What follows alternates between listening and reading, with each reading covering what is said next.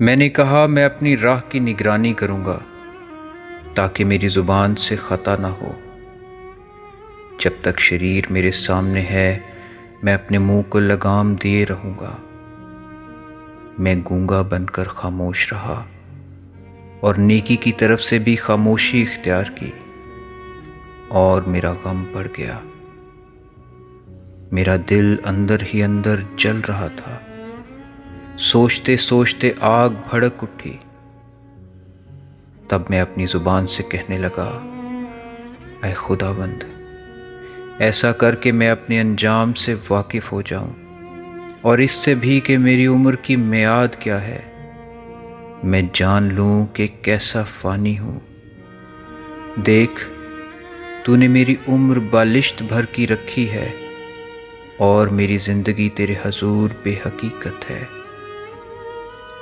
یقیناً ہر انسان بہترین حالت میں بھی بالکل بے ثبات ہے۔ در حقیقت انسان سایہ کی طرح چلتا پھرتا ہے۔ یقیناً وہ فضول گھبراتے ہیں۔ وہ ذخیرہ کرتا ہے اور یہ نہیں جانتا کہ اسے کون لے گا۔ اے خداوند، اب میں کس بات کے لیے ٹھہرا ہوں؟ میری امید تجھی سے ہے۔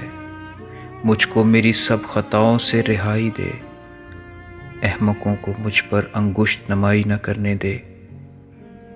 میں گونگا بنا، میں نے منہ نہ کھولا، کیونکہ تو ہی نے یہ کیا ہے۔ مجھ سے اپنی بلا دور کر دے۔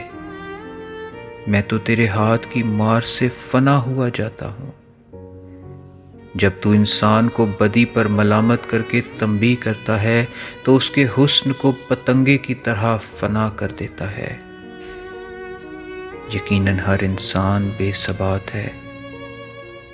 اے خداوند، میری دعا سن اور میری فریاد پر کان لگا۔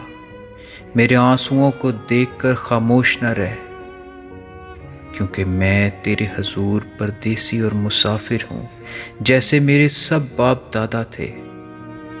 آہ، مجھ پر سے نظر ہٹا لے تاکہ تازہ دم ہو جاؤں، اس سے پہلے کہ رحلت کروں اور نابود ہو جاؤں۔